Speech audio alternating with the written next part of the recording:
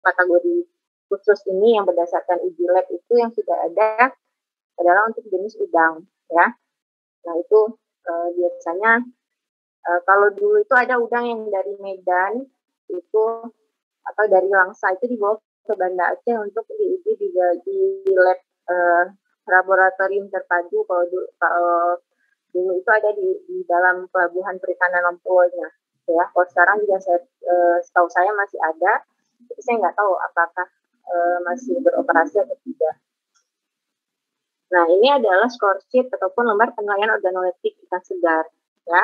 Nanti kalau kalian googling, kalian bisa lihat juga ada beberapa score sheet ya bagusnya yang memang sudah punya SNI ya, artinya sudah terakreditasi dengan baik, sudah diakui ya. Jadi ini kode contoh ini adalah sampel yang nantinya akan kita uji ya. Nah, yang namanya organoleptik berarti kita membutuhkan panelis. Nah, yang bisa menjadi panelis ini sebaiknya adalah orang-orang yang memang paham dan bisa menggunakan dengan baik seluruh panca inderanya ya. Artinya kenapa? Karena ketika misalnya untuk mata ini kan kita akan melihat bagaimana kondisi mata si hasil tangkapan itu. Sehingga kita bisa melakukan penilaian dia masuk ke dalam kategori nilai yang mana gitu ya. Nanti tinggal kita centang ya, nanti ada contoh analisisnya. Dan nanti bisa kita analisis rata-rata dari semua sampel ini berapa ya, kategori mutunya ya, bisa kita lihat dari sampel yang kita uji itu sudah layak sudah layak konsumsi atau tidak. Nah, untuk kategori yang layak konsumsi itu biasanya 6 ke atas ya, skala 6 ke atas untuk skala organoleptik ya. Tapi mungkin kalau misalnya kita mau melakukan uji organoleptik pada kenyataannya di lapangan sebenarnya kalau di Indonesia itu skala 6 itu masih kita konsumsi ya, masih menjadi produk yang banyak dibeli oleh masyarakat di pasar ya. Nah, padahal nanti kalian bisa lihat sebenarnya yang kategori 6 itu seperti apa gitu ya. Untuk masing-masing dia ada mata, ada insang, ada lendir permukaan badannya, ada dagingnya, bau, tekstur ya. Makanya karena yang dilihat adalah faktor-faktor ini, maka kita memang harus menggunakan panca indera. Artinya panca indera kita harus berfungsi dengan baik ya. Jangan yang misalnya katakanlah dia sensitivitas baunya itu kurang misalnya. Dia nggak bisa membedakan yang mana bau segar, bau sangat segar, bau netral ya, nggak bisa membedakan ya. Nah ini nantinya bisa digunakan juga ketika kalian mau melakukan kajian terkait dengan mutu hasil tangkapan untuk masing-masing alat tangkap misalnya.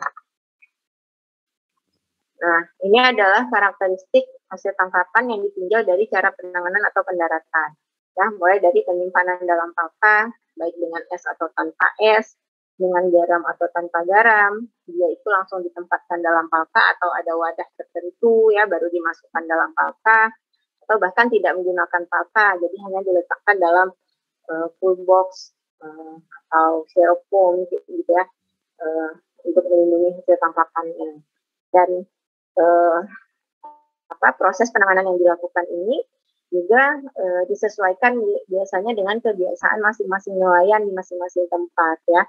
Jadi tidak bisa sama. Misalnya sama-sama nelayan Pursen, ya mungkin nelayan Pursen di Aceh akan berbeda proses ataupun teknik penanganannya dengan nelayan lain gitu ya. Nah, tapi sebenarnya untuk jenis-jenis ikan tertentu, katakanlah seperti ikan tuna, itu punya standar penanganan tersendiri ya, karena dia termasuk dalam produk komersial gitu ya.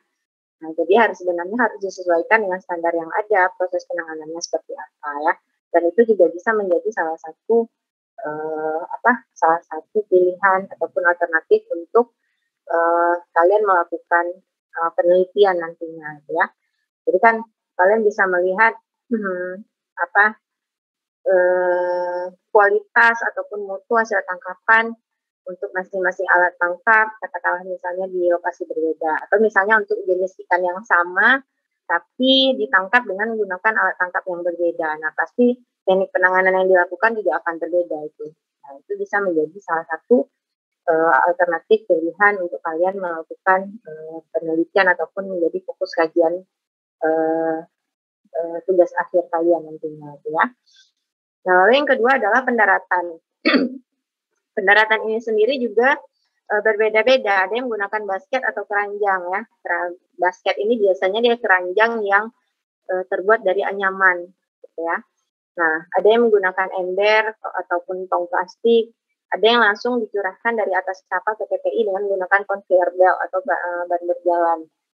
Nah, untuk jenis ikan-ikan yang menggunakan conveyor belt ini biasa memang ikannya besar dan jumlahnya banyak, ya. Jadi untuk menghemat waktu, untuk efisiensi waktu pendaratan, maka digunakan conveyor belt. Nah, karena memang pengaruh waktu itu sebenarnya cukup besar, ya, terhadap kemunduran mutu hasil tangkapan, ya. Nanti itu juga bisa kalian teliti lah. Nah, yang selanjutnya adalah dalam pelelangan. Pelelangan itu juga berbeda-beda, ya. Kalian mungkin yang sering main ke pelabuhan perikanan itu bisa melihat contoh yang berbeda, misalnya antara satu tempat pelelangan dengan tempat pelelangan lain, ya. Ada di satu tempat pelelangan yang ikannya itu dikelompokkan per jenis dan per ukuran di dalam satu wadah tertentu. Ada yang hanya diletakkan di atas terpal misalnya, kan, jadi dia ada satu tumpukan, baik yang menggunakan es atau tidak, ya. Esnya itu juga ada yang berupa es pecahan ataupun es balok dan es curah. Es curah ini es yang sudah hancur, ya, yang sudah dihancurkan. Nah, lalu dari distribusi juga berbeda-beda, ya. Ada yang distribusinya menggunakan es atau tanpa es, dalam basket atau keranjang, dalam ember dan drum plastik, menggunakan cool box atau pendingin. Nah, lalu ada karakteristik ukuran. Nah, karakteristik ukuran ini dilihat lagi, ada yang berdasarkan ukuran berat, panjang, dan ukuran yang tidak boleh ditangkap, ya. Artinya ukuran yang memang sudah diatur oleh pemerintah dalam peraturan pemerintah untuk masing-masing jenis, ya. Saat ini kan yang sedang menjadi tren ataupun yang menjadi primadona untuk dikaji itu adalah untuk jenis tuna dan hiu, ya, saat ini, ya. Nah, kalau hiu itu kan ada jenis-jenis yang dilarang memang penangkapannya, ya. Nah, tapi kenyataannya di lapangan masih banyak untuk ditangkap, gitu, ya, masih banyak ditangkap oleh nelayan, baik dari sisi jenis maupun dari sisi ukurannya, ya. Itu juga bisa kita kelompokkan. Nah, ini berdasarkan seleksi pada saat kegiatan pendaratan, pendistribusian, dan perencanaan suatu perusahaan penangkapan. Nah, seperti yang saya sampaikan sebelumnya bahwa pengelompokan hasil tangkapan berdasarkan karakteristiknya masing-masing, seperti yang sudah saya jelaskan sebelumnya, itu memang punya tujuannya masing-masing, ya.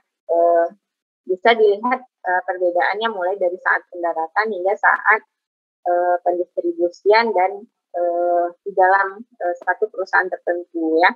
Nah, untuk pendaratan sendiri sebenarnya penanganannya itu bisa ada yang sudah melakukan semenjak di atas kapal, baik setelah ikan tertangkap sebelum dimasukkan ke dalam pangkal ikan, atau setelah ikan dibongkar dari pangkal ke dek hingga ketika di dermaga pendaratan, ya. Artinya harusnya penerapan karakteristik hasil tangkapan itu dilakukan dari semenjak ikan itu sudah ditangkap, ya. Untuk apa? Karena untuk menjaga mutunya juga, ya. Nah, kalau mutunya sudah baik, otomatis ikannya juga nilai jual ikannya juga akan semakin tinggi, ya. Semakin tinggi mutu hasil tangkapan, maka akan semakin tinggi harga ikan, dan semakin tinggi harga ikan maka akan berpengaruh juga terhadap pendapatan yang nantinya akan diterima oleh nelayan, ya. Nah, tujuan yang lain adalah mempermudah dalam proses pengangkutan, ya, baik dari pangkal ke dek, lalu dari dek ke dermaga dan dermaga ke TPI. Nah, lalu pada saat pendistribusian ini bisa dilakukan di tingkat